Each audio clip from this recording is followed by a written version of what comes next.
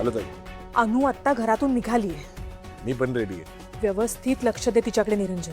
Yes ताई. Bye. Anubai, तुम्ही बाहेर कुठे जाता हे जरा तुमच्या मोठ्या बहिणीला पण कळू दे ना.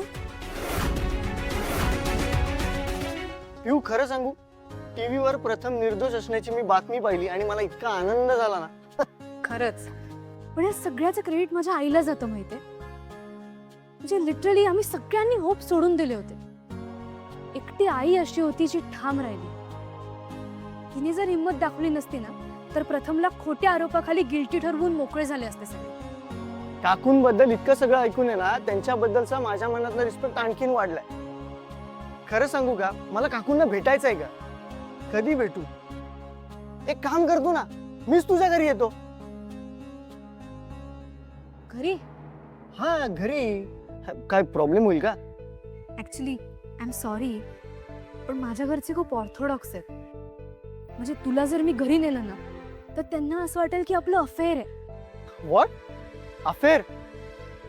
अगं पण मित्र मैत्रीण असं एकमेकांच्या घरी जातच असतात की. हो अरे, पण ते बाकीच्यांकडे. आमच्या घरी तसं चालत नाही. खरंच सॉरी, पण बाहेर कधी भेट घडवता येते का बघू. पण बाहेर कुठे भेटू शकतो? एक काकू त्या आरजेच्या क्लासला जातात आणि तिथूनही त्यांना वेळेत घरी जावं लागतं. हो ना. शिवाय आई कुकिंगच्या नाही आरजेच्या क्लासला जाते हे अजून घरी कोणाला माहीत नाही आणि त्याचं खूप टेन्शन आलंय मला आणि आईलाही. मी एक सांगू, तुम्ही ना लवकरात लवकर तुमच्या बाबांना ना या सगळ्या गोष्टींबद्दल सांगा. आणि जर बाहेरनं कुठून त्यांना या गोष्टींबद्दल कळलं ना तर प्रॉब्लेम आणखीन वाढतील. आम्हालाही तेच वाटतं. आज सकाळीच मला आई म्हणाली की ती बाबांना खरं काय ते सांगून टाकणार आहे. पण बाबा ते ऐकल्यावर कसे रिॲक्ट करतील या विचारानेच मला धडकी भरते.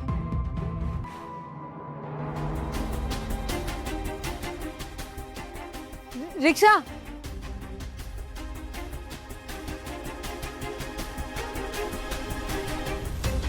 रिक्षा.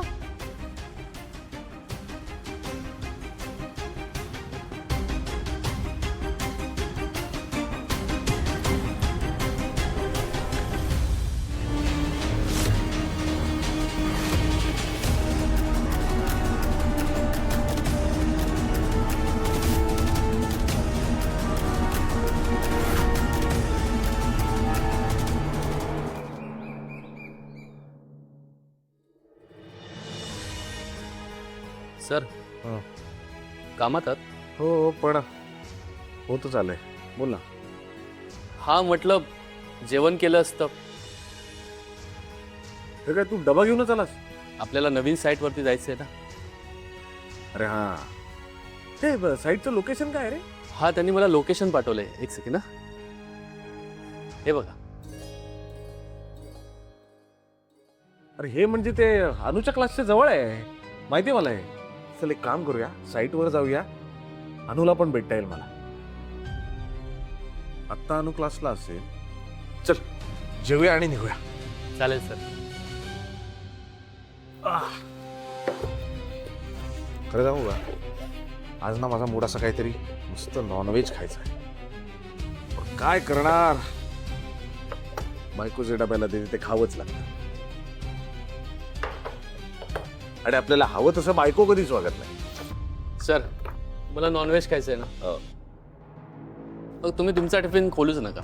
आज तुम्ही माझा डबा खा, कारण माझ्याकडे मस्तपैकी नॉनव्हेज आहे. काय सांगतोस? एक मिनिट, वहिनी परत आल्या?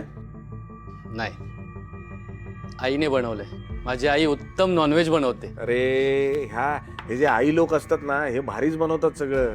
काय माया असते ना, त्याच्यामध्ये प्रेम असतं. हे जाऊ दे, माझा डबा मी खाणार नाही. आज आपण तुझा डबा खाऊया, विषय संपला. आईच्या हातचं नॉनव्हेज, वा वा वा वा. हा माझा डबा बाजूला, तुझा डबा खाऊया.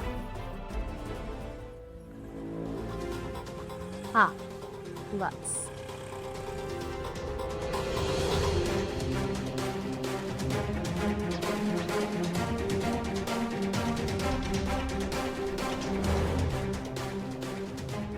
दादा.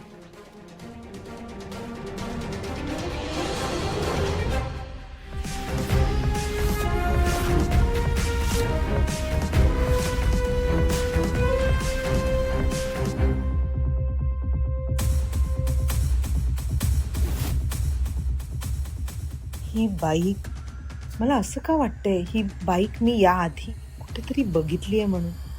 आणि हा माणूस